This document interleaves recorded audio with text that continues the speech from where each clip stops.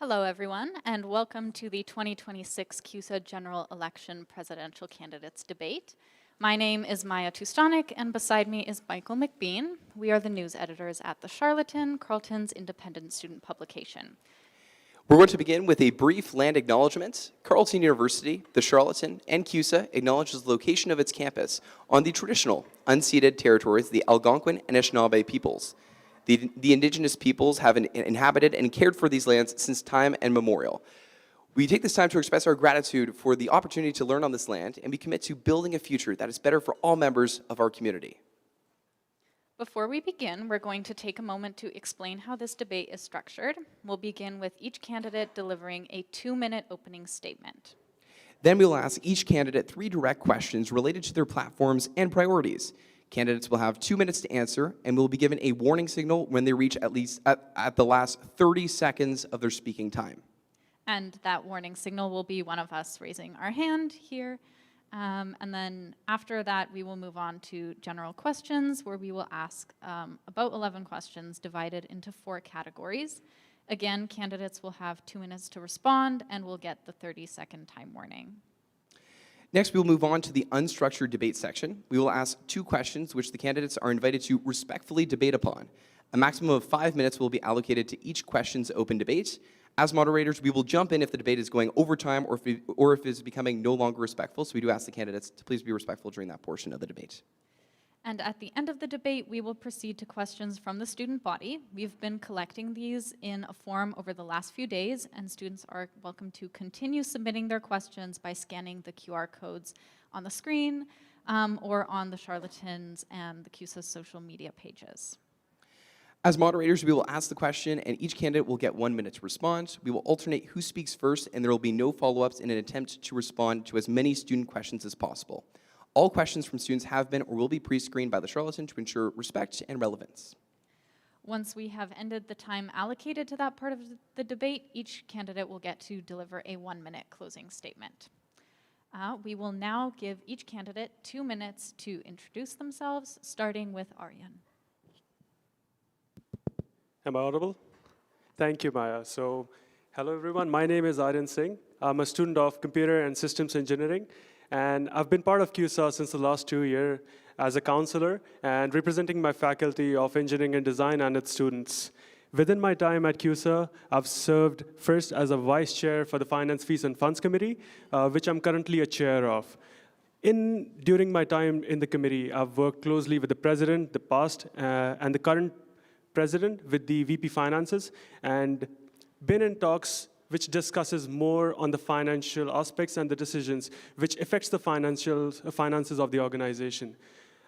In the recent past, the finances have been a big concern for the organizations. So being part of these talks and being in the room where we discuss these issues, I have a good insights about the finances of the organization. Also, I work part-time at the Marriott Hotel downtown, where I work as a finance auditor. So combining my skills academically in engineering and my practical skill sets in the industry about the financial audits and the financial documents, I think I'm well equipped to work in the organization and help bring that experience as well. So I'm going to say a little bit about the platform. If you're someone who travels 1.5 hours, 2 hours every day to campus, my platform is for you. If you're someone who belongs to a minority or an underrepresented group or feel under-advocated, my platform is for you.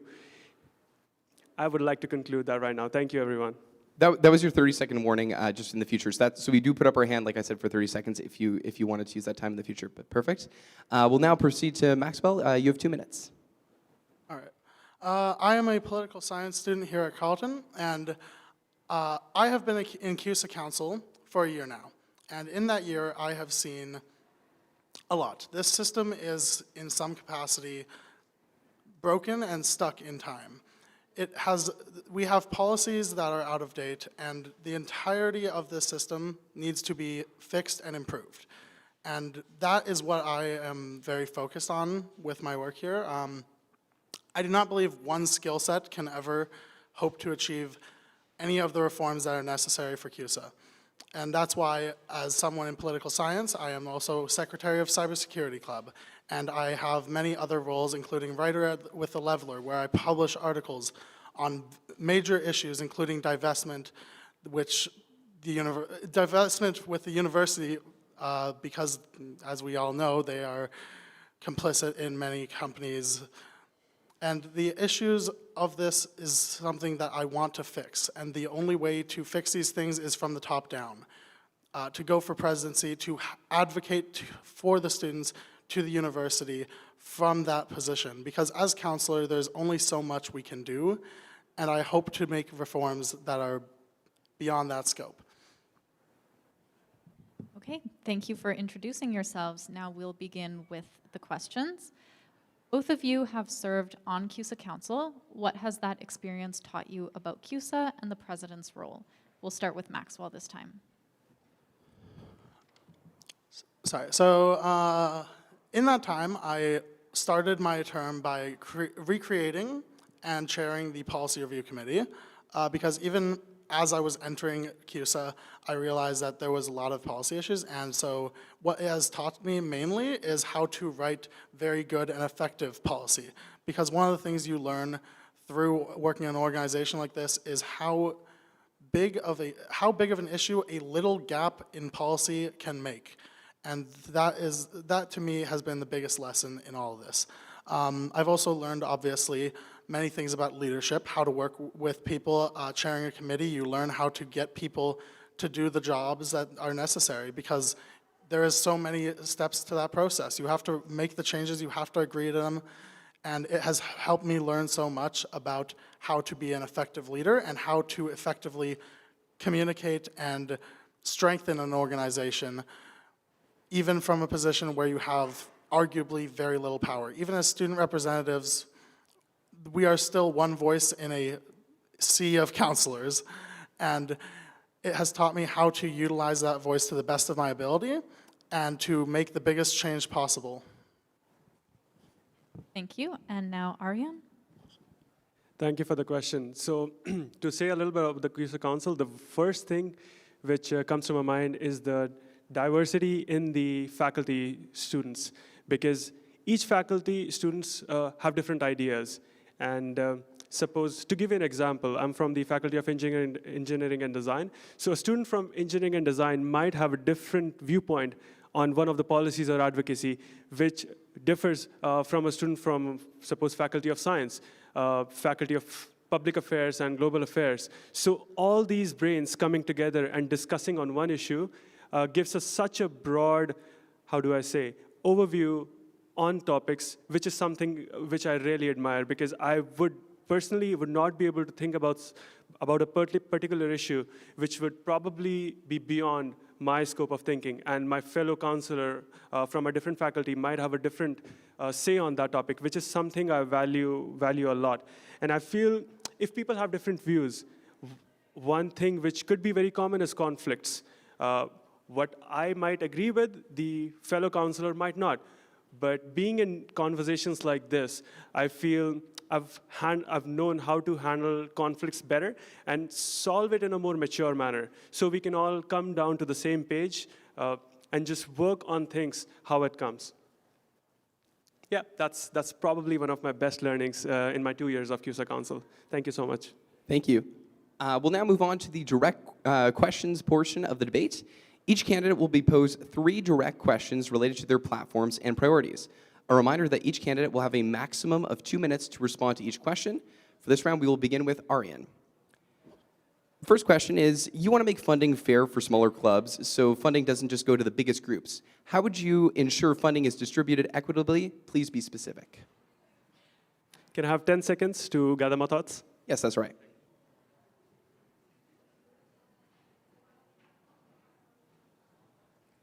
Perfect. Thank you so much for the question, Michael.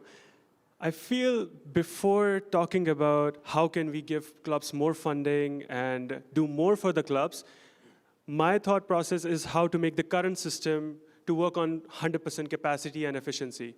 For that, if we can improve the current system of club documentation, club applying for finances, and clubs have to apply for renewal every year, and all these documentations can pile up, especially for new executives. So I did my research on how can we make this most practical. So one of my friends serves as a VP in UORWA Student Union, and I was like, how does your funding procedure works? And she gave me a really good feedback. She told me that how their club's funding works is like, they have a common platform. It's like an online portal with login IDs and password, but for clubs.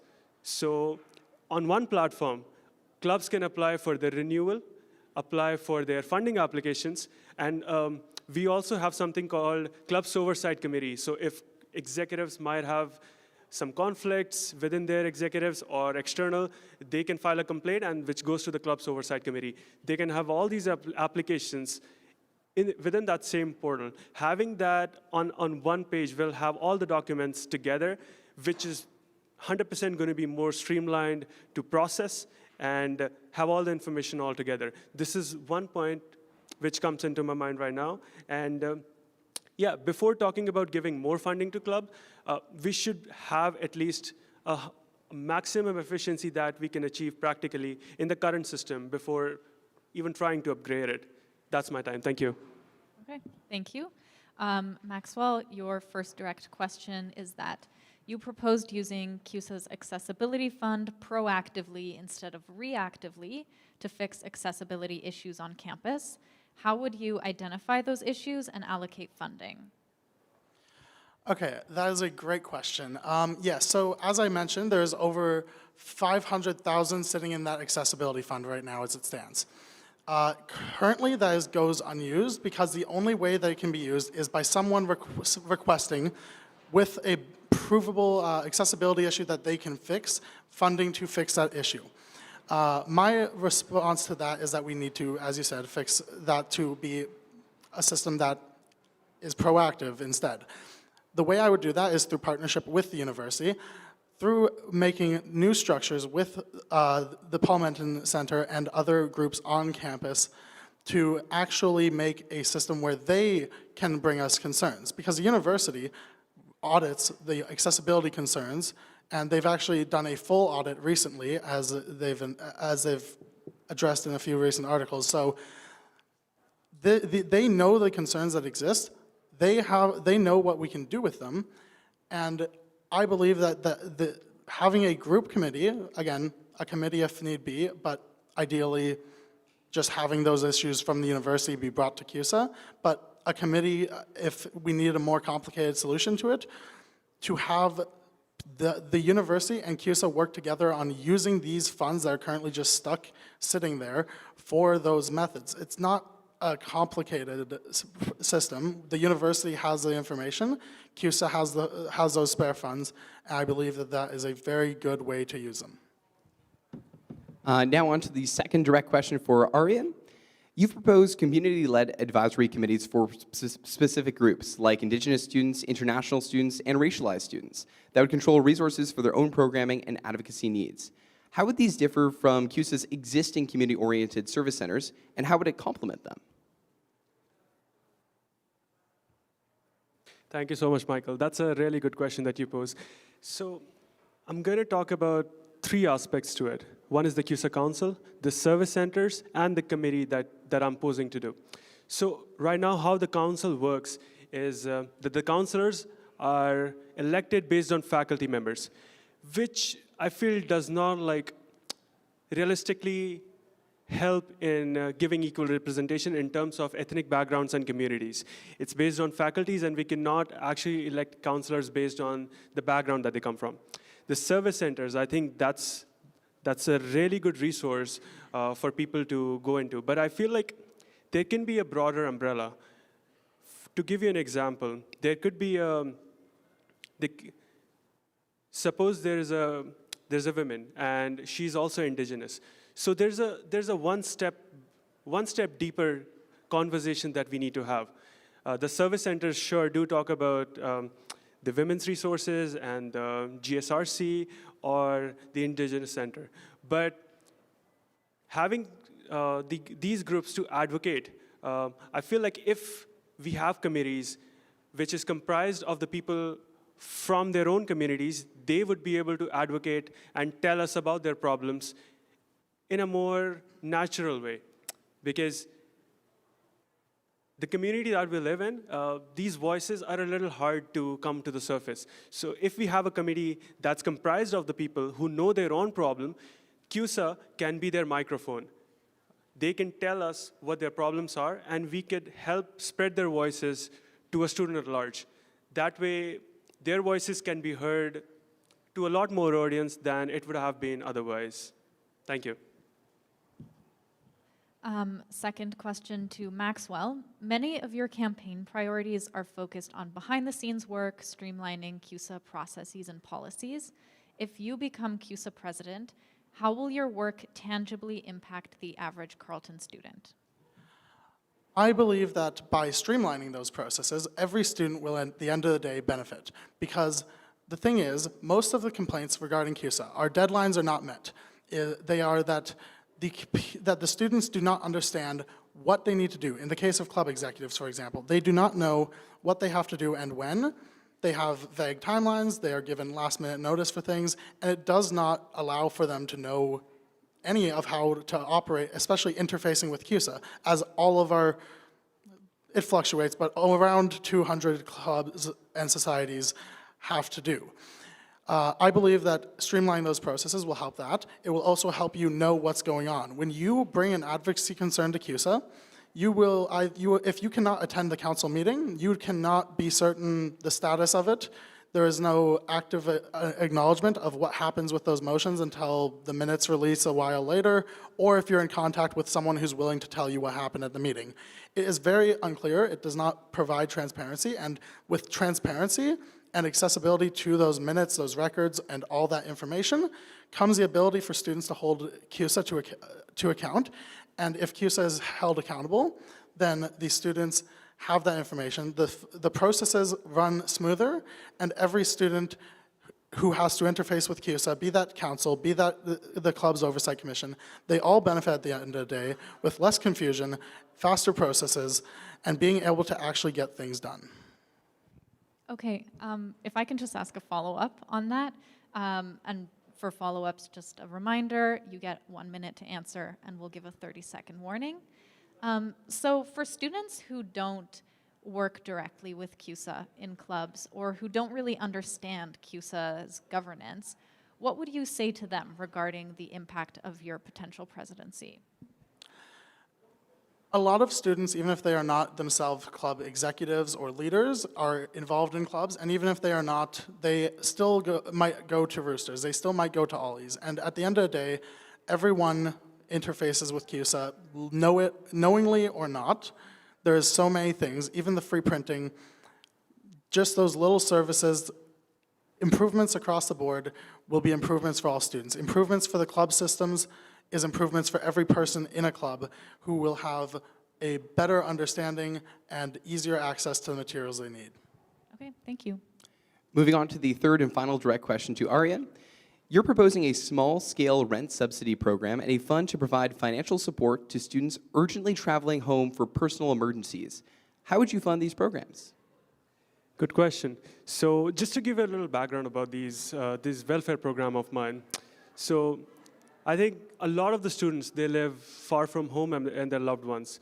And keeping in mind the unrest and unpolitical environment that we live in the world, God forbid, if something comes up in your family and you have to travel back urgently to back home, especially as students, most students, I believe, won't have a security financial net to be able to afford these flight tickets. And it doesn't have to be overseas. It might be BC or like parts of Canada which are not that easily accessible.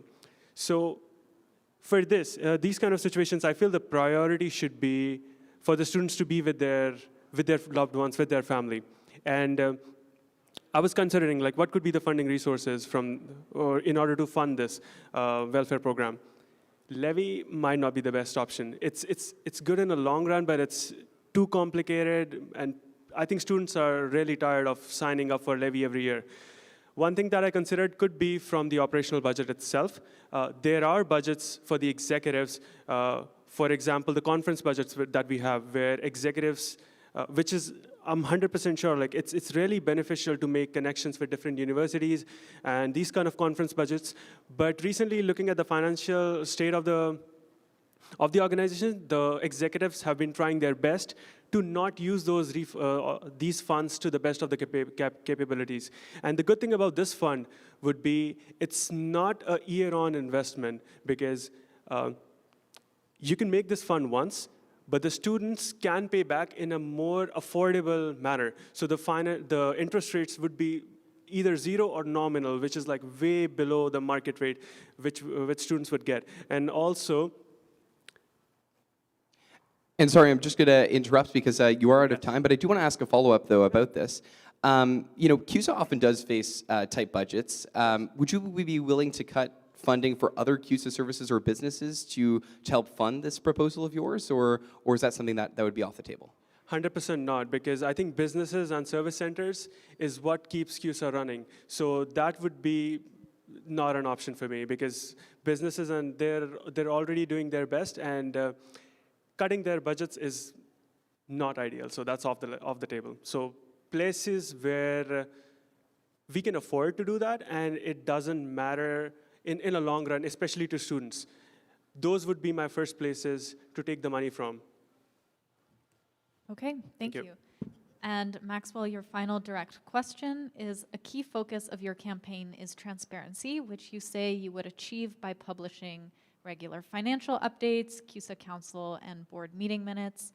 This work is typically delegated to vice presidents. So as president, what role would you see yourself taking on in keeping CUSA transparent? As president, I believe I would be taking on many roles. I mean, the president, in the current system, the president is just the one who is effectively, well, head of the organization. And yes, all those tasks might be technically also a VP's jurisdiction, but also the president's role is to step in and help on those issues. And even as a counselor, I have stepped in and helped with many things in the past, including to keep our policies up to date on the website. I have helped the current VPI, but with compiling a list and updating the policies on the website. I have helped the Vice President Student Issues with the writing of statements through committees and out of committees. There is a lot of work that the President does across the board to help get things done. And in the terms of transparency, I would very much go for actively helping establish, not just get those things out there now, but establish an easier way for them to be out there in the future. One of the things I specified in my campaign is, for example, meeting minutes. How do you make that easier on the VPI? Just doing like other student groups like CSES has, where they have a Google Drive link with their latest meeting minutes. Now it's just drag and drop. None of this fiddling around with a WordPress page for 30 minutes, 40 minutes, just to upload one singular meeting minute. So I would help by streamlining those processes, involving myself every step of the way to guarantee that those processes are as simple as they can be, so that not just these VPs have a lighter workload while still maintaining higher levels of transparency, but also every VP in the future can have that lighter workload while maintaining higher levels of transparency. Thank you, Maxwell. Now we'll move on to the section of this debate related to CUSA finances and businesses. As CUSA president, you would be the CEO of a multi-million-dollar not-for-profit corporation. So the first question, and we'll start off with Aryan, and then we'll proceed to Maxwell. The first question is, as president and CEO of CUSA, what would your financial priorities be? And please be specific. Thank you so much, Michael, for the question. Yes, so talking about finances, I think one problem that we face currently, and I think the executives, current and past, have done a really good job at it, but still needs some improvement, is the actual budget that's being presented and the practical expenses of the organizations. To go into specifics, as you mentioned, let me talk about, let's take the finances of Roosters, for example. So the current expenses of the organization and the budget that was prepared for the business in the previous year. The budget doesn't give a practical trajectory of the business as a whole. So there's a gap between the budget that was prepared and the current and actual finances of the business. So I would make the gap between those two to be very realistic. so it doesn't deviate from the actual budget itself. So what it does is like it gives us a more realistic projection of the business's finances, and the more accurate data we have, the better understanding of what room, like what the ballpark we are playing on gets.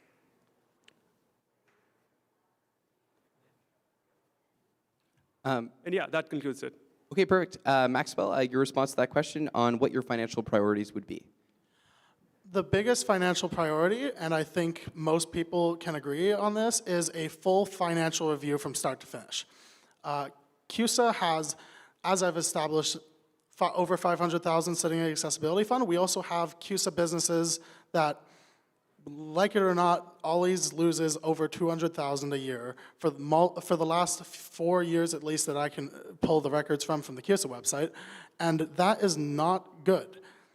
There's obvious ways to revise these businesses and revise these processes and figure out where the money is, where it's going, and how we can better use it. I don't believe anything in CUSA needs to be shut down, closed, or at all reduced service, because all of these things can be fixed to work better, or to at least continue working as they are without losing so much money. Because genuinely, CUSA has not done a full financial review of where everything is. They do the yearly audit as mandated by the Ontario Not-for-Profits Corporation Act, but that is about as far as they go, and I believe that a full financial review is the way to go. Yes, having accurate budgets is another matter, but that is a yearly matter.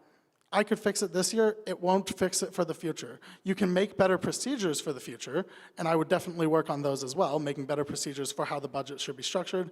As for the current budget, I think I have a good amount of faith in our current Vice President of Finance, as we've had a lot of, back in October council meeting, we made a big request.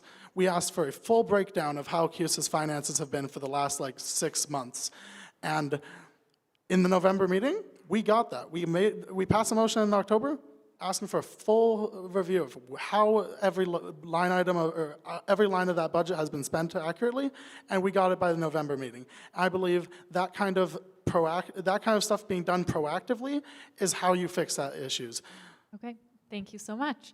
That leads us into our next question, which is that Ollie's Patio and Pub has faced financial challenges, with the campus pub expected to lose between $260,000 to $290,000 by the end of 2025, according to CUSA's Vice President of Finance. Plus, CUSA is seeking feedback on how to best use the wing located right here in Nadayanan Galleria. What would you do to address the challenges these businesses have faced? We will start with Maxwell this time. Sorry, could you just repeat the first part of the question? About the numbers? Yeah, please. Okay, so Ollie's Patio and Pub has faced financial challenges, with the campus pub expected to lose between $260,000 to $290,000 by the end of 2025. And CUSA is also seeking feedback on how to best use the wing. What would you do to address the challenges these businesses have faced? So as for Ollie's, I already made my stance on that clear, is a full financial review from start to finish. As for the wing, yes, it is unfortunate that the wing had to close, and it is further unfortunate there hasn't been a public statement on that from the board, despite it being requested at, I believe, the October council meeting. And I believe that full financial review of Ollie's is the first step. It loses a lot of money, but if you look at it this year, it is packed nearly every day of the week, at least that I've passed it, and I've been on campus every day, 7 to 7, every day of the week for the past actually I think all of last semester. So Ollie's has people going to it. Ollie's clearly has revenue. So how is it still losing such substantial amounts of money? That is the question, and that can only be answered by actually going deep dive into how that money is being spent and how to better accommodate students. And then as for the wing, I believe that, again, it's just like Haven. It is a casualty of that lack of financial review over the years.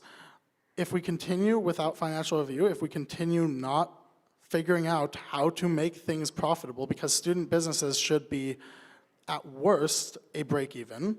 They should not be losing money. They should they should be a revenue stream or at worst break even. That is how we provide a service in the form of a business. If a business is losing all of our money, we are just subsidizing that business at the end of the day, and that is not productive for the students because that does not guarantee that business survives into the future. If we continue with this strategy, we've already lost Haven and the Wing. What is to stop Roosters and Ollies from going next? Okay, thank you. Ariane, to you now.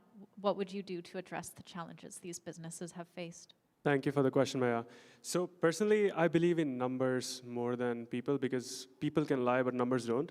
So just talking about the overall deficit of the organization as a whole, 2022, 2023, straight up, we were at negative $1.2 million. 2023, 2024, the number was almost the same, minus $1.2 million. 2024, 2025, the number came down to $600,000 deficit, which is a lot better improvement. And God willingly, the slope is also going down this year.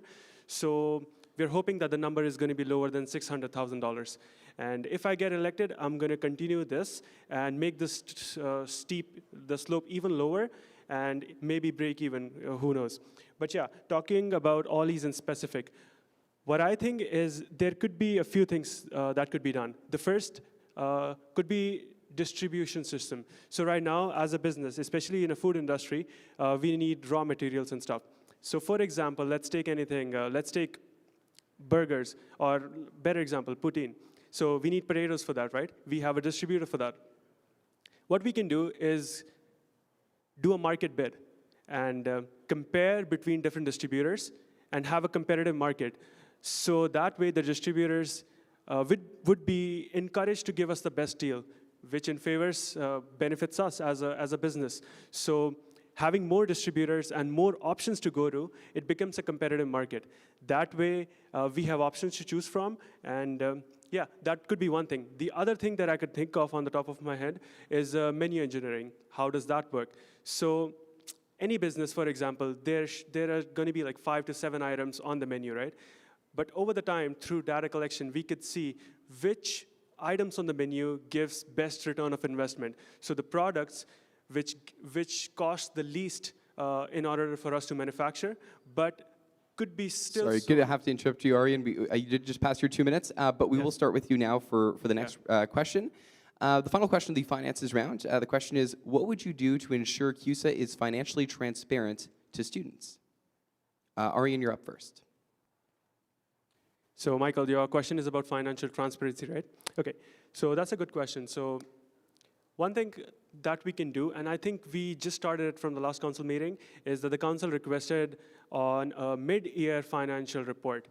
That way we can compare where we stand right now in terms of finances, which compares the actual spending of the organization and the budget that we proposed for the current year.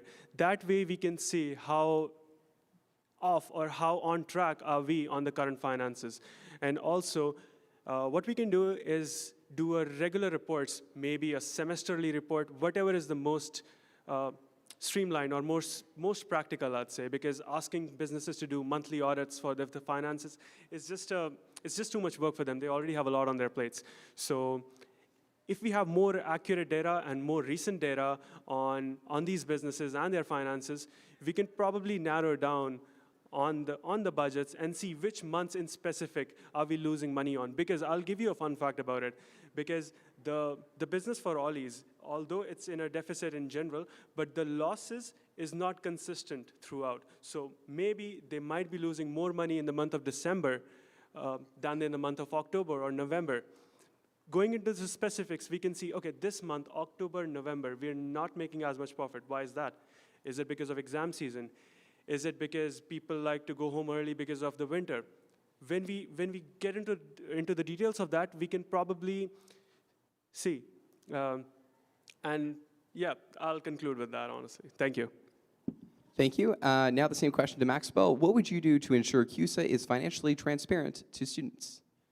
So I cover this actually as a main point in my platform, and the biggest things is, of course, continuing what we did last council year, or not last council year, this council year. We have requested about halfway into their term audit of how we are doing versus the budget. Continuing that, that's the start, as opposition said. And on top of that, plain language summaries of financial situations. Because currently, CUSA releases an audit, they release a budget, that's about as far as you get. In the report in November, we got summaries of certain things and why they are the way they are, why the budgets look the way they do versus the actual numbers. Continuing that and expanding upon it, CUSA should be able to, the average student should be able to understand from just reading those documents why CUSA's financial position is where it is, instead of having to make guesses, interpret a bunch of things based on those guesses, and go interview people, because that's currently the only way you can get a clear answer about CUSA's finances, is through literally interviewing half the executive probably. And that shouldn't be the way it works. Financial transparency does not stop at just releasing your audits or releasing your current state. You need to explain where that money is going, how it's being used, and make that something that the average student can understand, and not just the people who are in council, who are heavily involved in CUSA. Every student needs to be able to understand where the money is going and why, and that needs to be done throughout the year. That part, to me, needs to be done throughout the year. You have to explain. Any major decision like that should have an explanation attached to it, just like the wing. Okay, thank you for your answers to our questions about CUSA finances. Next, we will move on to the section of this debate related to CUSA clubs and on-campus organizations. So first, many campus organizations are concerned about losing funding with the passage of Bill 33, which is a provincial law where the government can decide which levies can be charged and under what rules. What would you do to advocate for these campus groups, and how would you like to see issues surrounding Bill 33 addressed? I believe we started with Aryan last time, so we will start with Maxwell this time. So when Bill 33 was being discussed, CUSA's advocacy for that was a postering campaign and a small protest the day it was supposed to pass. First off, that kind of advocacy, if something like that is even on the table of Parliament, needs to be much more proactive. We need to be fighting from day one with full force, and not just CUSA. We need to work with all the other student groups. For example, other ones that can be impacted by such a thing, and have in the past with the Student Choice Initiative, there is the Charlatan, CKCU, every other levy group, including even our academic societies like CSES, all of them are at risk. It is not just a CUSA matter, and CUSA should not be advocating alone.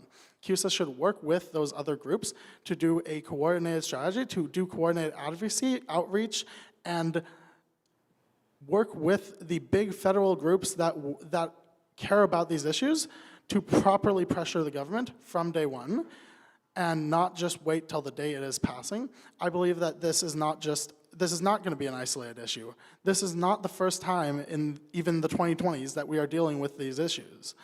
The Student Choice Initiative caused many issues like this, and Bill 33 risks these issues happening again. CUSA needs to be focused on those as an ongoing effort to make sure that they are aware of what is in government, how it can affect students, and that they are prepared to fight that kind of legislation proactively. Okay, thank you. Aryan, to you, the question, what would you do to advocate for these campus groups, and how would you like to see issues surrounding Bill 33 addressed? Absolutely, thank you. I feel like as a student union, the main goal of CUSA is to advocate for these groups who are demanding a levy, and they feel there is a need for more funding in terms of levy and stuff. But when laws which are dictated by the parliament, it becomes a little, how do I say it? It becomes a little tough for us to advocate on such a big level, because there's only certain jurisdiction that the student union can advocate to, right? But considering the number of students that we have and the significance that we have in the Ottawa-Carleton region, the main point of reach out could be our MPs, because we don't have the power as a student union to advocate in the parliament, but the MPs that represent us as a whole, they have the power to do so. And I feel as a student union, we have the responsibility to explain them that why this bill in specific, Bill 33, is not doing justice of advocating it for the student groups or the levy groups in general. So I feel if they have enough, how do I say, points that they could present in the parliament, I think it would spark a debate, and it would at least bring up conversations that why this is not the best option. And if the MPs or the mayor could tell in the parliament that these are the issues that are faced by these levy groups or smaller communities because of the bill, there could be debates in the parliament which could lead to a bigger impact, which starts from bottom down. Us advocating, explaining it to the appropriate MPs, who then fights it up in the parliament, and we see the bigger picture in general. That's my concluding statement. Thank you. Thank you very much. And just for transparency for our audience, Bill 33 is a provincial bill. Moving on to the second question for this round, what would you like to see from CUSA's service centers, and how would you pursue those goals? We started with Maxwell the most recent time, so we'll go to Aryan for how you would like to see, what would you like to see from CUSA's service centers? Absolutely. Service centers, I think that's something which makes up CUSA. It's the biggest resource that we can attract the communities through, which we can reach them out in their own problems and stuff. I feel like the initiatives that are done by especially our Women's Center or the GSRC and CDAC and all these other service centers, what we can do to expand on top of these resources or the services that we provide.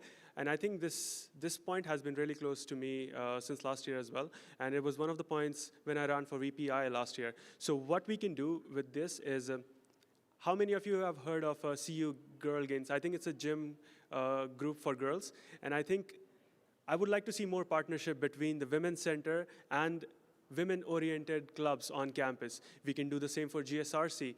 That way, we can use two of our main resources, the service centers and the clubs, to work together, which could attract more audience.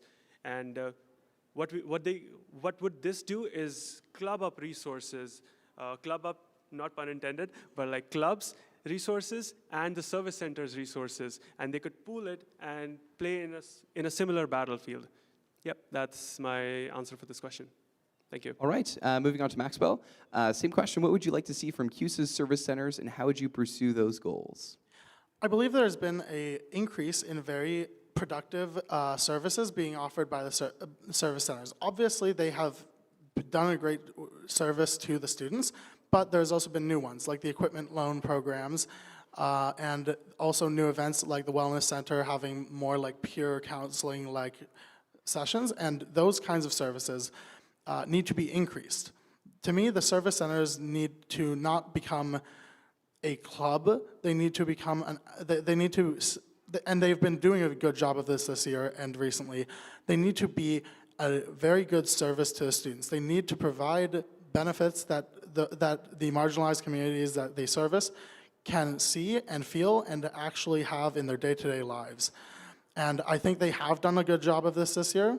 And I want to see more of that kind of work. And yeah, club partnerships as well are always a good thing to have. Especially, those have been a key focus of especially the Wellness Center and CDAC this year. They have done a lot of, especially recently, CDAC actually had a whole set of events partnering with clubs. And these are very good initiatives to continue and see improved in the future. Okay, thank you both. Now we will move on to the advocacy and student engagement section of this debate. What would your priorities be as CUSA president, and how would you pursue them? We'll start with Maxwell. There is so many places that I could start with this. My platform and my advocacy agenda that was published this morning both go into details on a variety of things that I want to do with CUSA. Some of the highest priorities is to use CUSA to properly pressure the university to divest from genocide, as well as to use that accessibility fund for students advocacy at the end of the day, especially with something as big as CUSA, is a matter of using the resources you have. I go into this in my advocacy agenda of all the different ways I want to use those resources, because we also have issues like transit that are local ones where we can partner with local groups like the Ottawa Transit Riders to do more. And we have so far this year done things like the Beat the Bus initiative and a bunch of other small things towards towards bigger goals. And I think CUSA has to use its voice, use its power, use its resources to do advocacy. That means increasing everything that we do as an organization. That means going to more city council meetings, making that a regular thing we do, pressuring the university and the city and all levels of government on issues that matter to the students and that matter to everyone, honestly, in some cases. Like, there's so many issues to focus on, and I would not pick just one. I believe that CUSA needs to apply a lot of pressure using all of its resources, all of the methods it can, including showing up to city council, including working with members of parliament and members of provincial parliament to do everything that they can in their power, including working with the local groups to enhance their reach. Okay, thank you. And Aryan, same question to you. What would your advocacy priorities be, and how would you pursue them? Perfect, thank you. And just to clarify, did you have a student engagement part as well in the question? Or This question is just about advocacy. Okay, perfect, yeah, just making sure. Thank you. So in terms of advocacy, I feel that, yes, so starting off with my platform, I have a few platform points that talks about advocacy and students, one of them being better representation for minority and groups like Indigenous people and other groups that are in minority, and having a community-based representation and advocacy so they can help represent their voices in a more better form. Advocacy could be in form of subsidized housing for students, because people and executives before me, this has been a really big issue for them, and thankfully they've started conversations. They've laid the like this building stone for these talks, where we can build on top of that. And I want to make it a reality where subsidized housing is not anymore a talk that we do during campaigns, and it's finally going to become a reality and stuff. So yeah, advocacy can be in terms of students. Advocacy can go up to the parliament or go into provincial talks. And yeah, just representing students to the best of the abilities, that's probably the main duty, I'd say, and the main platform about CUSA is about advocacy and fighting for student rights. Thank you. Thank you. Now moving on to the second question of this portion of the debate. So Carleton has presented a draft framework on how it intends to integrate artificial intelligence into the university experience. Some groups, particularly the union QP 4600, which is of course responsible for representing contract instructors, teaching assistants, and research assistants, they've expressed concerns about this framework. What would you like to see from the university on AI, and how would you approach discussions with the administration on that issue should you be CUSA president? Aryan, we'll start with you. Yep. Thank you. And I think AI is a really big one. I feel like I was in first year when the ChatGPT era started for university, and I feel like it has grown potentially that it's almost becoming uncatchable. That it's hard to differentiate between what's AI, whether it be in terms of written content, visual contents, or audio contents. And I feel like rather than having to run away from it, we should see how can we make learning more efficient because of it. So instead of using it as a tool to do our homeworks, we should learn how can we learn more and learn better while using AI as a tool and improve our learning as a whole. Because I think one thing that we can think of is we have to grow with technology, and turning our heads away from it and seeing solutions elsewhere is not the right approach. I feel like we should have some reforms in the academic system itself. That way, AI becomes a part of it that could help students learn in a way, and not as a tool to cheat in their assignments, in their lab works, and that kind of stuff. And yes, it's just going with the technology and making and incorporating it and making it a learning experience. That's something we can probably work upon. Thank you, Arian. Same question to Maxwell. Carleton has presented a draft framework on how it intends to use artificial intelligence and how it intends to integrate it into the university experience. What would you like to see from the university on AI, and how would you approach discussions with the administration on that issue? So, approaching the university with it, I would obviously have talks with the university. I would also work with our other student groups that exist on campus, including CASG, to present a united front for advocacy on this matter. Because for those who have read the draft AI framework, it has sections encouraging the usage of AI for marking. And these kinds, first off, I think everyone here can attest to the fact that that would not be good. AI makes mistakes. AI is not thinking. It is a program. If it is not in any position to be making management decisions. It is not in a position to be making judgment decisions. It is not in a position to be doing our marking or to be creating the course material that we will be learning from. I believe AI will have its applications. I believe it is a growing technology. Generative AI, less so with it having its applications, but I believe that any new technology will always instill fear, but I do not believe that we should be using AI in the applications that the university has been stating they would, and I would work with other student groups to ensure that we have a united front on that, because I believe that CASG would also be against using it for marking, and I believe that it is a very clear priority that we ensure that any draft AI framework that goes forward, or any policy on this matter that goes forward, has the advocacy behind it to prevent them from having those terrible for the student requirements. Okay, thank you. Now we will proceed to the open debate section, which, a reminder, we will have 2 questions. We will allocate 5 minutes max to each question, and you're encouraged to present your point of view, but also discuss with your fellow candidate. So our first question: in recent years, CUSA has experienced limited student engagement, including low voter turnout. As CUSA president, how would you work to re-engage students differently from your fellow candidate and previous efforts that have been made to do so? And whoever would like to start can begin. I believe that at the end of the day, CUSA's student engagement issues are a large part due to the fact that people don't know what CUSA does. People don't know what CUSA will actually be able to do to help.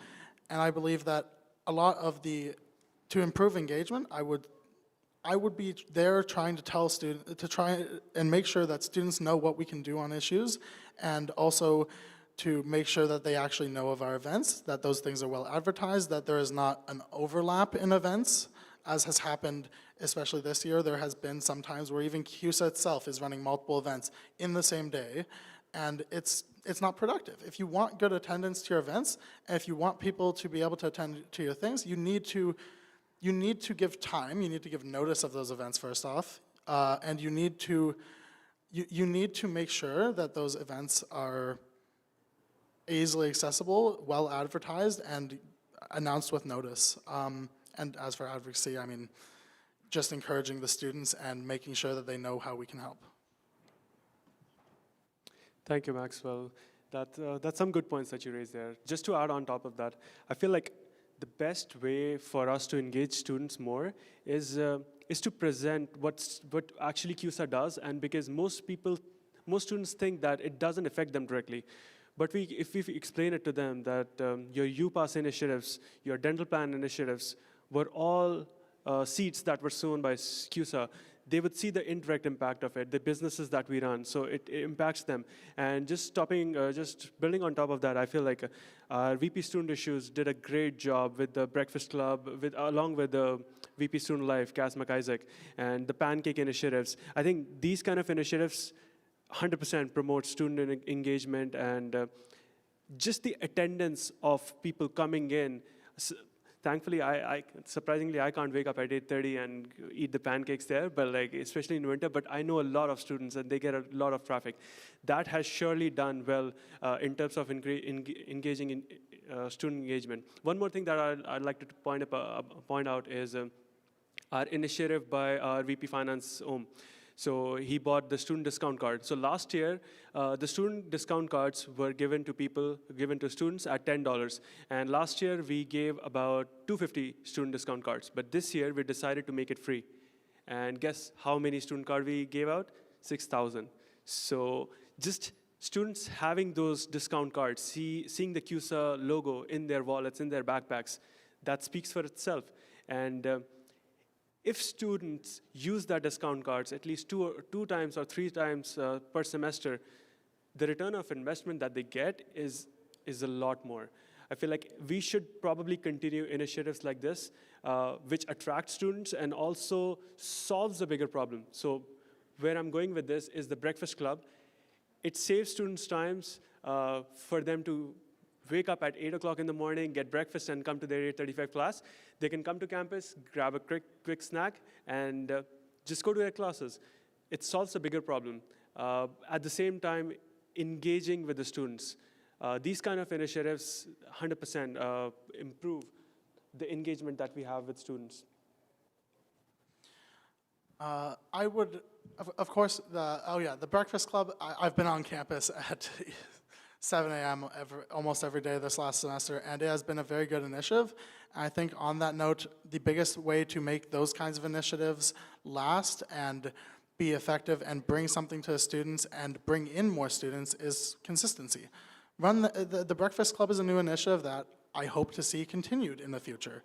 It definitely, I wouldn't say solves, it helps go in the right direction to solve the food scarcity issues. And it is definitely a great initiative I would like to see continued among many others that we have started this year and in previous years. And without proper policy, without proper procedures for how to run those in the future, we leave new people every year to figure out how they can even run these things. And that doesn't work. And that's why so much of my focus is on longevity for CUSA. All right, thank you. You want to keep going? Yeah, go. Yeah, so just to build on top of that, I think I have 30 seconds, right? Yeah, so how many of you have seen some volunteers on the first floor of UC talking something about regenesis, something like that? It's about food markets and stuff. So that's one of the initiatives that was passed in the CUSA Council in recent years. It's regarding food bank and food markets. That's one of the things that helps us advocate for food banks and stuff like that. And yeah, it's a separate issue, but I think these kind of things are also bringing issues in light and just talking about them in general. Thank you very much. Sorry to interrupt. We just want to move on to the next question. This is the second question of the open debate, the same format as before, so feel free to jump in as you guys wish. So this question, what is something that you feel is missing from your fellow candidates' platform, and how does your platform address that issue?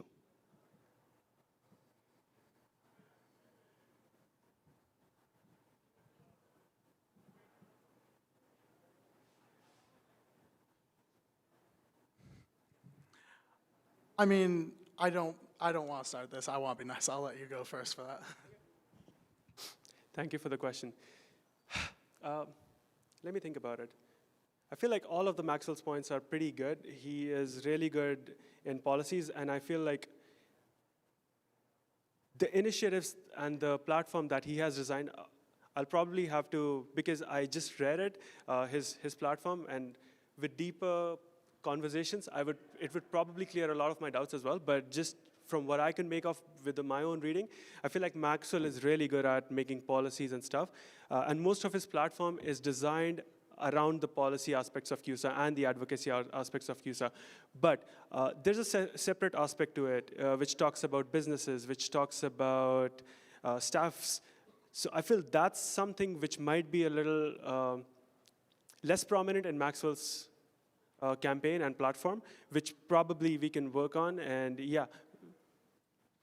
I mean, I've been very clear on that, which is that throughout my campaign, you'll notice reference to the specific staff, and I make sure to explain how we will utilize the staff for that. There's human resources being utilized to make complaints be able to be handled with more confidentiality and more properly, and the student groups I'm in being involved in clubs issues, and I think that across the board I do cover those issues. One thing that to go back to the original question, I feel like is missing from my competitors' campaign is how are these systems, how are these entirely new initiatives going to be implemented? I mean, we do not have the funds for a loan program, and I think anyone who reads CUSA's finances can tell you that. Yeah, thank you, Maxwell, for your feedback. So the thing is, like, how I designed my platform is a good mix of advocacy platforms, financial reforms, as well as initiatives that might need a little bit of funding at the start, but are good to run on autopilot in a long run. To talk about the welfare program, that's just a one-time thing, and it doesn't have to be a full-fledged funding from the start. And just because of the repayment system of the whole welfare program, it's designed in such a way that the fund is going to recycle itself in a few years. So, which saves us, and if we decide to expand that fund, we can choose to do so depending on the situation in the future. But yeah, these kind of initiatives are kept, like my platform is kept keeping the finances of the organization in mind.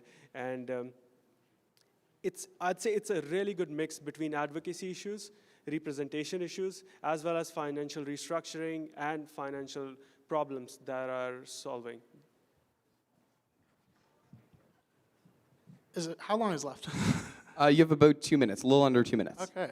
At the end of the day, my platform from start to finish, it's not like, I think between the advocacy agenda and the campaign platform is like 30 pages. It's not that long because I was bored. It is that long because I try to explain from start to finish the initiatives I want to see happen, what specific ways I will accomplish that, and then I even break down in some sections what staff I will work with, what ways I will implement, exactly how forms will look, how you will have the option to remain confidential while submitting complaints about staff. And I just feel like, again, as I already said, I feel like that, since the question is, what do we feel like is missing? I feel like that kind of breakdown of that foresight to have such a detailed description of how things will be accomplished is definitely lacking.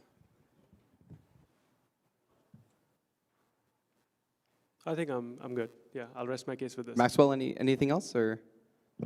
Nope. All right, thank you very much. So that concludes the open debate portion of the debate. We're now going to move on to questions from students. So we've been collecting questions for students for the past few days through the CUSA social media account, also through the Charlottetown social media account. And of course, if you're here in attendance right now, we've also been accepting questions. And if you do have a question, there is a QR code on the monitor on the side, or if you're watching on the live stream, you can head over to the CUSA social media page and fill out the form to ask a question. All student questions are being pre-screened by us just to ensure that they are fair, respectful, and relevant to the role of being CUSA president. So now we're going to start that off. I guess as a first question, the first question is, what are your thoughts on the institutional impartiality policy that was passed at the last Board of Governors meeting? That's what someone was wondering. And how about we start off with Arian? Oh, and also just to be clear, before you start, Arian, don't worry, we haven't started the clock. You have 1 minute to respond, just because we do want to get through as many student questions as possible. We did receive a bunch, so 1 minute to respond, and we'll put up our hand at 30 seconds when you're halfway through your answer. Perfect, thank you, Michael. And can you just elaborate and give me a little context about the institutional impartiality policy that was... Yeah, so the institutional impartiality policy was a policy that was passed at the Board of Governors meeting in the fall, and it was a policy that the university aims at making sure that they are not coming out, and their members are not coming out in support of various issues, and that they are remaining impartial as to the university. The Charlottetown has done a bunch of reporting on it, if that's something you're interested in, but I know it did receive a lot of protests from many student groups on campus, so I don't know if that's something you want to weigh in on. Or? Yeah, sure, I'll build on top of that. Thank you for the clarification. So I feel like the university has a stance in itself, but the thing is, the decisions that the Board of Governors take So there's a council part of it, not as in council itself, but the board of governors, they mostly focus on the corporate side of the organization in general. And they coming out and giving a statement that the decisions that are taken by the board of governors are impartial and does not favor any one group of people or organization in general is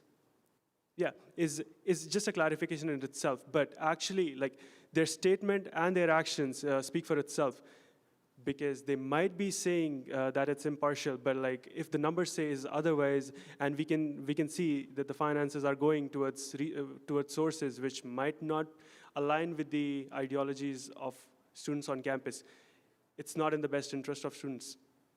Thank you very much. Maxwell, your views on the institutional impartiality policy.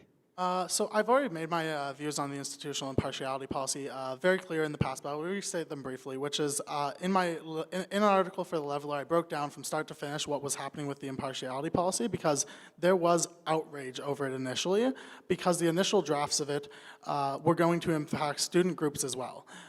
Those leaked drafts, luckily CUSA was a part of the advocacy efforts to keep that away from impacting student groups, but even the latest versions of it still impact faculty's ability to help students with advocacy issues, because if you have these people in high positions at the university unable to help students, unable to lend their voice to these advocacy initiatives, you are restricting a large part of their power.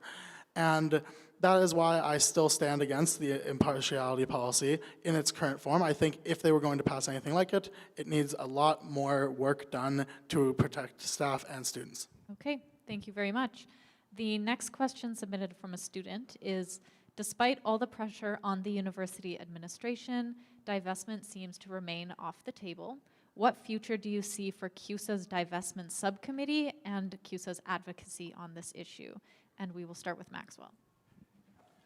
So as a member of the divestment subcommittee this year, I have helped rewrite and make sure we have well-cited divestment petition that was passed at a recent council meeting, and I want to continue that work and see that the university be pressured to divest, not just a bunch of loose, fragmented attempts to make them divest. I want CUSA to be a proper body connecting with the students, helping expand those students' reach to actually make the university finally divest. Because I do think it's possible. They have divested from fossil fuels. They have divested from South Africa in the past. And the fossil fuels divestment was only in 2022. I believe that this is something that we can push for and make actually happen. Okay, thank you. Aryan, to you. Thank you.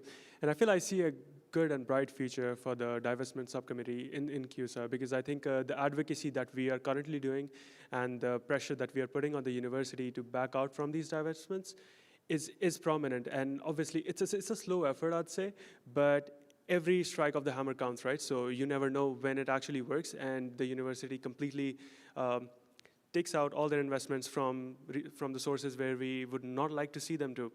And I feel the efforts that are we doing, it's good, but it's not enough. So the work that we can do is, what we can also do is advocate on a larger level and pressure and just advocate to the university through local politicians, mayors, or non-for-profit organizations whose values align with the ones that we have at CUSA. And just having these kind of insights going into the university from different sources will make them think twice, 100%. And within a... Sorry, just going to have to interrupt you, Aryan, as we did reach our 60 seconds. The next question, though, it'll go right to you, Aryan. From an audience member, what motivated you to run for CUSA president? Thank you for the question. I feel, personally, I don't know how to put it, but this just has been a passion. Like, although I'm studying engineering, but ever since I was in my first year, I've always been interested in policies, student politics, and just having my decisions and talks impact a larger student body in general, or any public in that matter. So I joined CUSA in second year of my engineering. And back then, and still now, the CUSA is not the most popular within engineering students, and it's mostly considered as something which the poli-sci people or the people from these kind of backgrounds do. But I feel like it gave me a platform where I could actually do something which I personally liked and advocate for students in general, which is personally like my personality, I feel. So that's something I felt myself while doing this stuff. All right, thank you. Maxwell, what motivated you to run for CUSA president? What made me run for CUSA president? Well, about a year ago when I was running for council, I was a far removed person when it came to CUSA. I was working at Ollie's, but I did not have a perspective into the deep issues internally in CUSA's governance structure. And as I got involved in council further and further, I have learned how big those issues are, and I see something that I can work to fix. And at the end of the day, that's what made me run for president. Is I want to put in the massive reforms that are necessary, because I do not see these as things that have to be left to future generations. We've been doing that since they founded CUSA in 1967 from the Carleton Students' Council at the time, and I believe that we can truly fix those things. I've been working with people across the board from every faculty to that end. Obviously, I'm a political science major, but I work with the cybersecurity club. We will just have to cut you off there. So sorry, but that is the end of our time. But you will get the opportunity to respond to this question from a student, which is, what is one thing you liked about the other candidates' platform?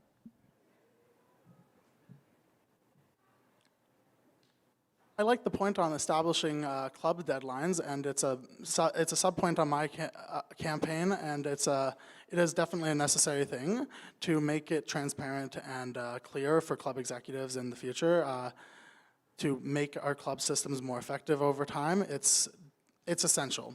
Clubs operations is arguably our biggest stakeholder, because without the clubs, campus life effectively dies without the clubs, and if CUSA does not support that, then we do not support everything else throughout campus. And so I very much like that point. Okay, thank you very much.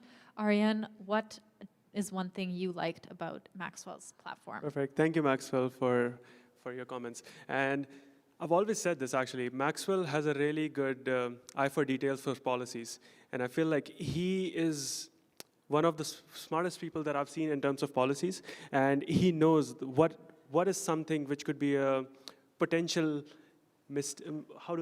potential error that could be in the policy, which could harm us in a long run. So I feel like his platform does a great job at identifying the policies which is not in the best state right now and could use reforms. So I feel like that is something he has done really well in identifying these policies and bringing them forward and asking us to reform that. So yeah. Thank you very much. Ariane, the next question, we'll start with you. An audience member asks, what is one concrete change that you would prioritize in your first 100 days as president, and how would you make it happen?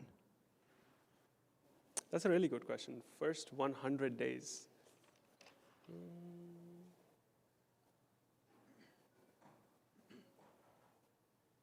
Yes. I think the first thing that we can do, and probably is going to be one of my biggest priority, is right on your backside, the wing. What we can do with the wing, because the problem with that is we're losing, the operational cost on running this business is absolutely zero because it's not operational right now. But the problem comes when we are paying the rent. So the rent that we pay is bleeding us slowly. But I feel like if we can make this work and we can cut down on that expense, that would save us a lot of money in a longer run. So I feel like we can see potential use of that space. I've had some ideas in mind. I've asked around from people. We could potentially turn it into a service center, which students have been demanding in the past. But again, there has to be talks about the finances. Is it even feasible? But yeah, that's something which I would prioritize in my first 100 days. Thank you. Thank you very much. Maxwell, what is something? What is the one concrete change you would prioritize in the first 100 days as president, and how would you make it happen? For me, it's not even about the first 100 days. It is about the first month, maybe two, because obviously organizational transition and onboarding with an organization that has millions going through it is not going to be quick. But I believe that there's several initiatives that I could accomplish in the first month or two of my time.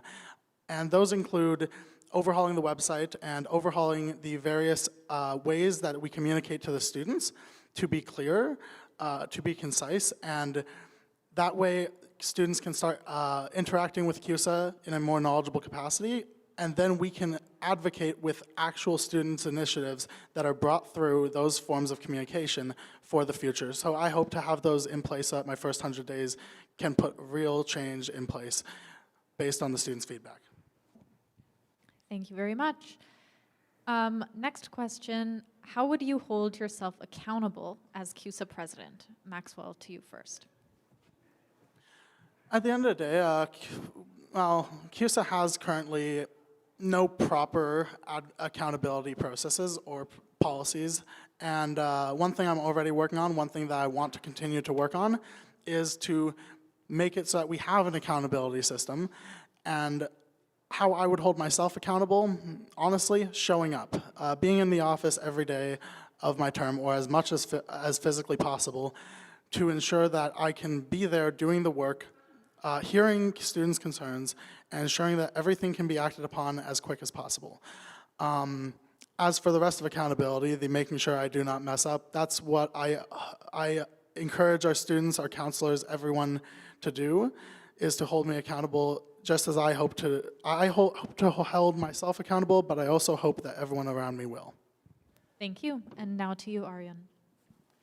Thank you. I would like to start by saying, in one of the answers, my fellow candidate says that president is the head of the organization. That is true on a paper level, but I think it's the binding force in the organization. It's the bridge that connects, which holds the whole organization together. I feel like the title president/CEO, that means you have an obligation to students in terms of advocacy, in terms of representing them and fighting for their rights, but at the same time you have an obligation to the board and the corporate aspect of it. So I think it becomes really responsible, it becomes a bigger responsibility to manage both of these together. And I feel like stepping up and bringing the front foot forward in times when your fellow staff member or your fellow VP needs guidance, and being the connecting force between two sides of CUSA, which are, how do I say, two sides of the same, opposite side of the same coin. So just being the bridge between them, I think that's the first step towards. Sorry to interrupt, Aryan. We're going to try and keep it to a minute for each student question. So the next one, it is coming to you. What initiatives will you take to support the LGBTQ+ community on campus? Perfect, thank you. That's a really big community, and we cannot like do enough for them. And I feel like just having them incorporated in all of our current services, so that they get better representation in terms of, how do I say, like having different umbrellas and spreading it out into different resources.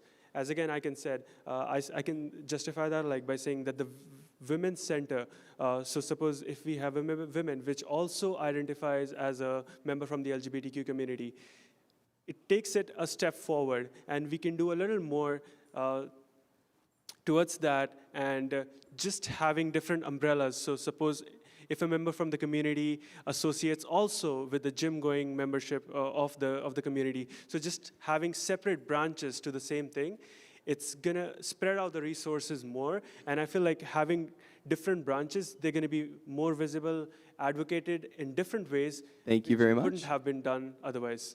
We'll go to Maxwell next. What initiatives will you take to support the LGBTQ+ community on campus? I believe helping our service centers better serve the community is the starting point. Past that, I also believe actually putting the student funds that are supposed to be allocated towards these issues is the overarching issue with that. If we're going to help communities on campus, we need to put the student funds towards that, and you'll notice in past years' budgeting there is, even sometimes they just leave out the line to hide it, but the Vice President's Student Life budget used to have funds allocated to various minority groups on campus and events specifically for them, and that has been absent from our budgeting, and that needs to change. And then if we have the funds to run those events and those things for those communities, that would allow us to do so much more. Thank you both. The CUSA Anti-Arab and Palestinian Discrimination Report found that 96.5% of respondents reported personal experiences of anti-Arab or anti-Palestinian discrimination, and 70% believe the university administration failed to address that effectively. So, as CUSA president, what specific actions would you take in your term to respond to this crisis and advocate to the university on this issue? And we will start with Maxwell. I would ensure that these concerns are actually heard and actually acted upon, because at the end of the day, I've also written about it previously. For example, the pro-Palestine activism on campus is met with an unfair amount of over-policing compared to other advocacy initiatives, and I believe that that CUSA needs to actually challenge the university on these things, actually see real change, not just, oh, we will try to do better. We need to actually work with the university to make sure that campus safety, among other branches of the university, are properly putting in place protections for these students and better action as a whole. And also, of course, working with the local communities on campus to ensure that they feel included and partnered with and worked with by CUSA. Thank you very much. Aryan, to you. Thank you. First of all, the number saddens me, actually. Like, so many of our fellow people from the Arab community feel that they have faced the anti-Arab sentiment. That's a big number, and we cannot surely ignore that. And I feel like it's not only the responsibility of CUSA, but it definitely comes down to the university as well, because if students feel discriminated in campus, that's a big on university as well, because having a campus that's unbiased, that respects all groups, irrespective of their ethnicities, equally. And despite that, if students are facing that, it's a bigger down issue. And again, it comes down to the different organizations within the university's control as well. I feel everybody has a right to protest. If they have their views, it's a free country. They have the right to openly express their views, and they should not be cornered or, how do I say, cornered with their views, and I think that's something the university can work a lot better on. Thank you very much. Moving on to the next audience question. Someone is asking, what makes you different from the presidents that came before you at CUSA? Aryan, if you want to start us off. That's a really good question. What makes me different? I feel like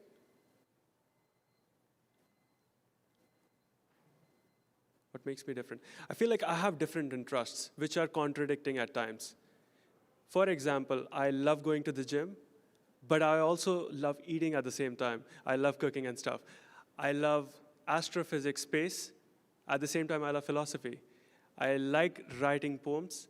At the same time, I listen to rap songs. So I feel like that's something which just, it gives me a broader perspective of thinking and approaching things at different times, because having different interests contradicts me sometimes, and it makes me think that, okay, and it questions me the whole time. So I feel like this is something, I'm pretty sure some of the past presidents might have these traits as well, but I think this is something which differentiates me, my varied interest in different things.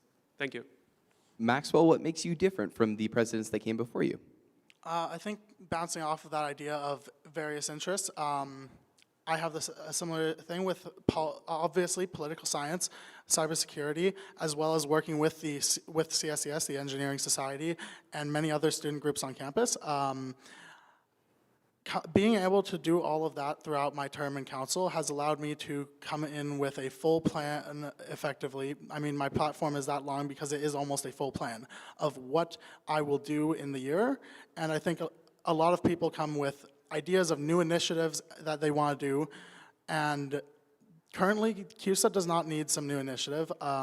And that is what I have brought to the table. A lot of people, past presidents, seek new initiatives that are often not asked for, and I'm not trying to reinvent the wheel. I'm just trying to sand it down, make sure that it can roll smoothly. I'm trying to make sure that we have a student association that serves the students and will serve them in the future. Okay, thank you very much. Next question. What are you most afraid of getting wrong as president, and what would you be most excited for? This will go to Maxwell first. What am I afraid of getting wrong? Sorry, can you repeat the second half of the question, though? Yes, absolutely. So first half was what are you most afraid of getting wrong? Second half was what would you be most excited for? What I'm afraid of getting wrong? Everything. I think that is the only answer. I hope that people will work with me and hold me accountable to make sure that I am doing the best possible. I will be holding myself to do my absolute best in everything I do, but I will always be worried that I am going to get it wrong. And I will always want to work with the community to ensure that I do it everything to the best of my ability. What am I most excited for? Seeing a CUSA that people might actually be proud of and that more people can join. I want to end my term so that with a CUSA that people are proud enough of, that there is more than 2 people running for president next year. I want to see a truly effective student union. Thank you very much. Aryan, to you. Thank you. What am I afraid of? Good question. I think having that regret, if I get elected and I end my term, I don't want to have any regrets that I didn't try enough or I could have done this better. I want to do everything that's in my capacity, whether it be right or wrong, knowing that I tried my best. Because making decisions is the important thing. If it's right or wrong, it's for God to tell and time to tell. So that's one thing, not having any regrets at the end of the term if I get elected. What am I most excited about is probably going to be my parents. Yeah, because they are way more excited than me. And back home, they've told all their relatives, oh, my son's doing this and this. So yeah, that's what I'm most interested about and most excited about, to see my parents' face. And they're all the way back in India, so it's probably going to be a FaceTime or something. But yeah, that's something which I'm really excited about. Thank you. Thank you very much. The next audience question is a big one. So what are some of the challenges you think CUSA faces to be able to fully meet the student needs, and how would you solve them? Aryan, over to you. Thank you, Michael. So can you just repeat the question one more time? Yeah, of course. Yeah. What are some of the challenges you think CUSA faces to be able to fully meet the student needs, and how would you solve them? The biggest problems I think that we face is helping students understand what actually CUSA is. Because looking at our voting turnouts in the recent years, it has gone up from 12% in I think 3 years back to 20%, which is still not enough.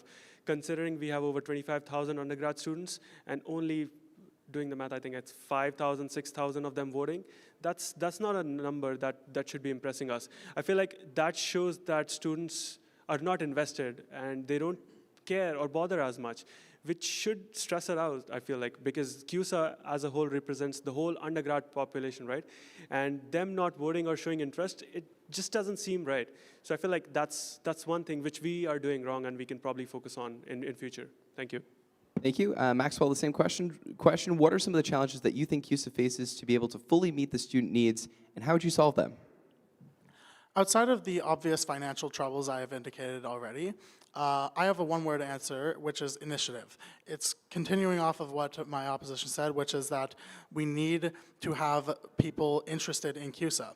And I believe that starts from the top, from the top down, being able to make new methods and new pathways for people to engage with CUSA, learn what we do, and that will help us in the future.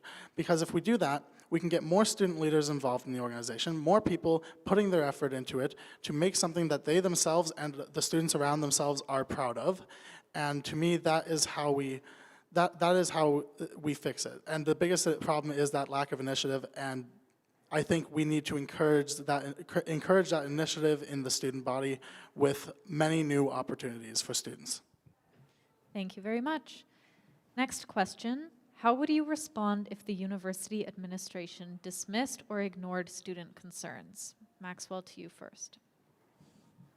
The same way I currently respond to any issue where I feel a concern is ignored or dismissed by any member of any organization on this campus, I immediately go over to that office because sometimes emails are not enough. If emails are being dismissed, if your concerns are being ignored, especially when you are the advocate and representative for our approximately 25,000 students, you have to take that initiative yourself and go to those offices to have those conversations immediately. That is not something you can delay. That is not something you can kick down the road. If you want something fixed, you have to go do it yourself sometimes. And as president, I will use that position to advocate for the students, make sure that because my concerns are going to be the concerns I am echoing from the student body, and I want to make sure that those are addressed in a timely fashion. Thank you. Ariane, over to you. Thank you for the question. I feel the biggest question we should be asking is why. If we have a concern, student at large, we have a concern, and the university says no, we have the right to ask why. They're obligated to give us a proper reason and the reasoning of their decision. And if it's not convincing enough, we will continue to advocate for it, I feel. Because at the end, we have the right to ask questions. Why? Because at the end, if the students want it, and there's a body that's pushing forward and bringing out the voices that the students have, the university is meant to listen to it at least, and do the best that they can do in order to take a decision which is in the favor of the organization and the students at large. Yeah, so yeah, that's what my answer is going to be. Thank you very much. We do have a few more audience questions before we wrap things up tonight, so thank you very much, everybody. The next audience question is, how would you protect the right of dissent for students, especially those that advocate for Palestine? Ariane, we'll start with you. Perfect. Yeah, that's a really important question because no amount of advocacy for people who are being undermined is enough, I feel, because at the end they are the ones who are losing their loved ones back home, and we have to do a lot more in order to at least address that. That's the least that we can do, is address their problems and do the best in our abilities to help facilitate them and at least make them feel heard, that the grievances that they're going through, losing a loved ones, and just seeing their hometown families or the place where they grew up in that state it's pretty mentally straining. And I feel the best that the university can do, it comes from bottom down. The students advocate for it, and they shouldn't at least be not feeling unheard, and at least we should be addressing their problems. Thank you very much. Same question to you, Maxwell. Sorry, could you repeat the question? Yeah, of course. How would you protect the right of dissent for students, especially those that advocate for Palestine? Could you define the right of dissent? Is that what you said? Yeah, protect the right of dissent. It's an audience question, so I don't have the definition. Yeah, the right to protest, right to disagree, I would assume. Okay, so I mean, first off, I'm going to preface it with no advocacy can be perfect when you're representing 25,000 students, because everyone has their opinions, but I will work to have public consultations wherever possible to ensure that the advocacy I am undertaking has as many student voices represented as possible. Their right will be protected. I would not wish to have CUSA I would not wish to have people feeling like CUSA is not serving them, and from my understanding, that is what this question is about. I would want to ensure that CUSA is representing as much of the student as possible, and people are always free to step up and take issue with CUSA's stances and make sure that CUSA actually does something if they have a concern personally. And I plan to have pathways for them to submit those concerns, anonymously or not, to council, to the executives and beyond, so that we can represent them. Thank you both. How do you plan to improve club access to funding next year? Maxwell, we'll start with you. Okay, so this is a point I get into in all throughout my campaign, to be honest, is streamlining and making the club's processes, procedures, and the policy surrounding it, the guidelines surrounding it, more accessible and clearer across the board. For starters, as I've said before, overhauling the website so that people can find the information they need without going on a wild goose chase to find where to ask for a bank letter. I believe that the current state of it is a mess for people to navigate, and I believe that if we fix those basic systems, people will be easier able to request their funding and get that funding, and by establishing timelines that the students can hold us to account on, we can see that they actually get that funding in a reasonable time and know when it will be coming instead of having to guess. Thank you very much. Aryan, to you. Thank you for the question, Maya.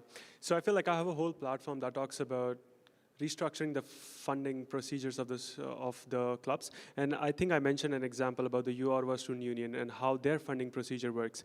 Just building on top of that, and I feel like one thing that was kind of missing during the start of the year last year is that the VP internal, it didn't have any full-time staff support because the club's group's administrator got hired later. So during the start of her tenure, she had to do all of the work which the full-time staff should have been there to help her out in that. That's one thing where we lacked, but I think that's probably going to be a little more efficient for the incoming VPIs as well. And I think having that one platform where we have access to all the funding applications, the renewal processes, is also going to be playing a really big factor in streamlining this process and making lives easier for the club's executives. Thank you. Thank you very much.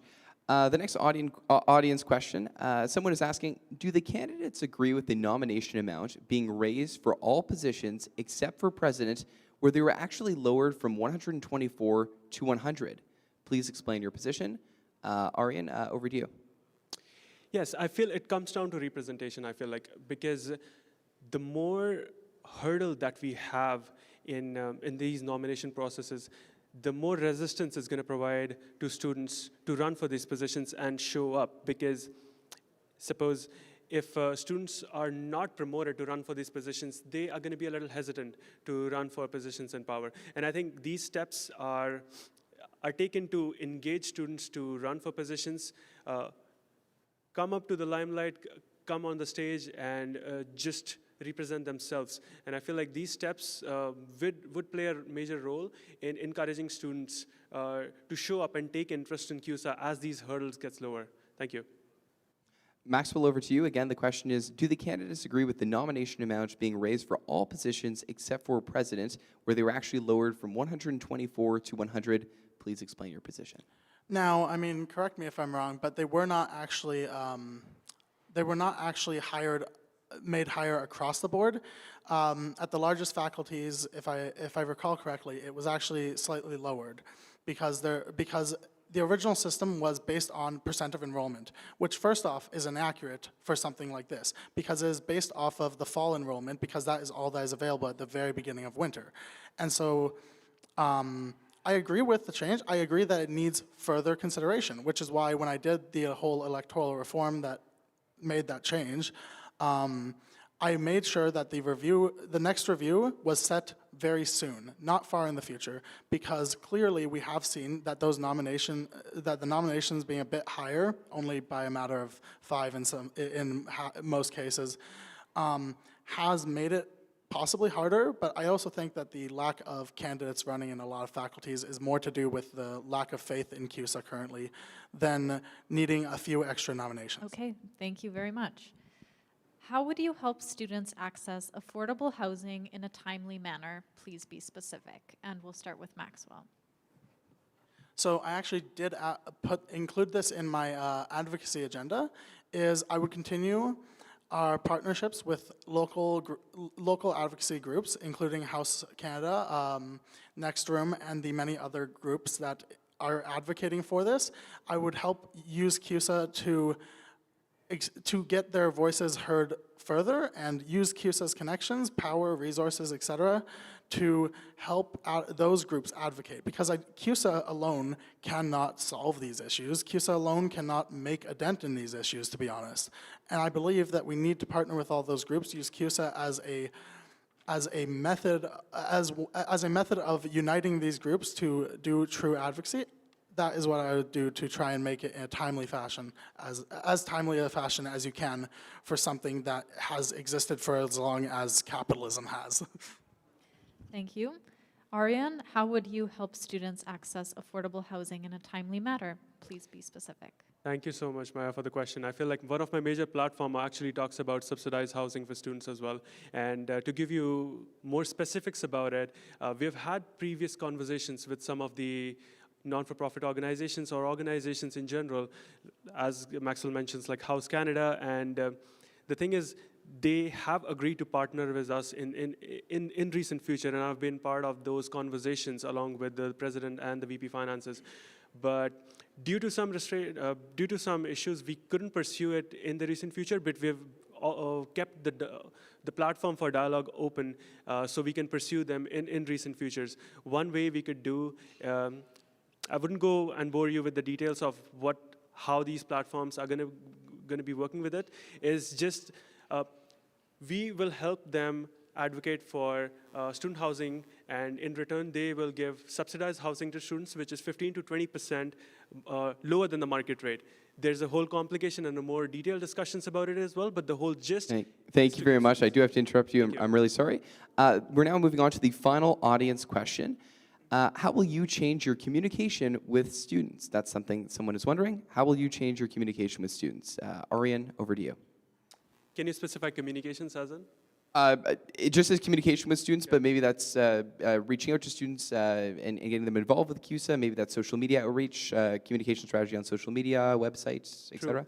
Yeah, that's a good question. I would take the liberty of interpreting it as on my own. I would give you an example. So suppose I was talking to one of my friends, and they told me that the Ollie's Instagram page, that the content that's posted on the Ollie's Instagram page, it has a little more restrictions to it and hurdles to it. That the first, like if Ollies want to promote their events or want to post a fun reel promoting their spaces in general, they have to shoot the reel first or the content first, go to the communications department, and then it gets posted. So I think we can give a little more liberty to the club or to the organizations within CUSA to have the liberty and promote their businesses as well, because the communication between the department and the Ollies, or any business for that matter, could be, a little long process. So I feel giving that liberty in general would help Ollies spread their message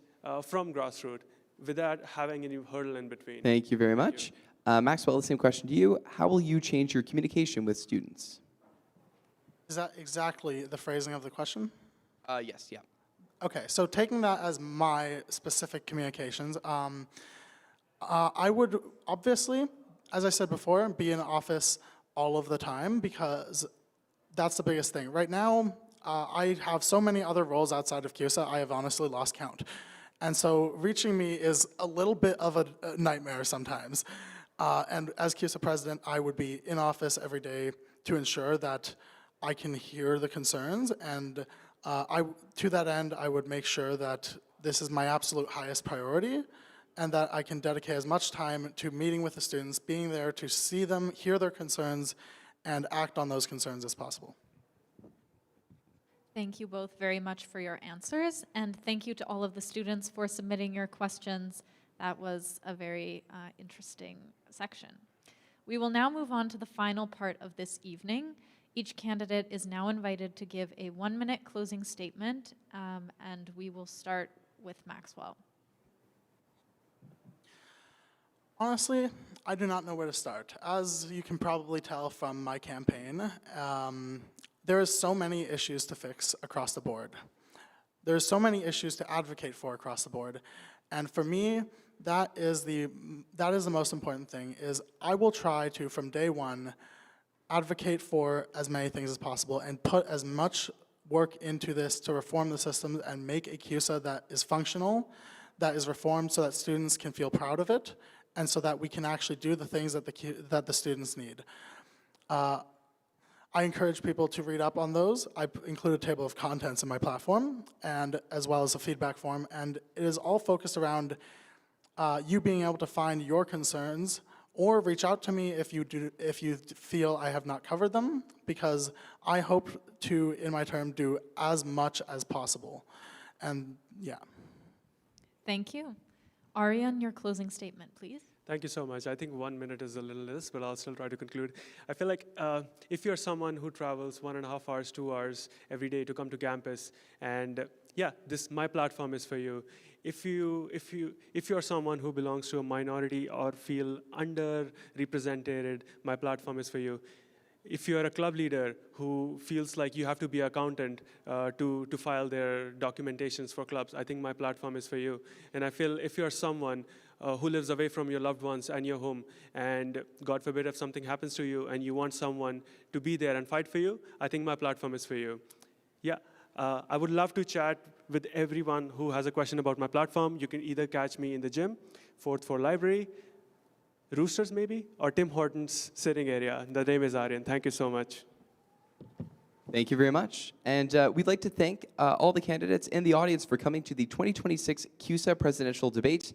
Voting for your next CUSA president and CUSA council begins February 3rd. Ballots will be sent to your CMail email account. Voting will then close on February 5th. We encourage everyone to take part. Thank you very much. On behalf of Maya Testonic, I'm Michael McBean, wishing you all a wonderful evening. Thank you very much, everyone.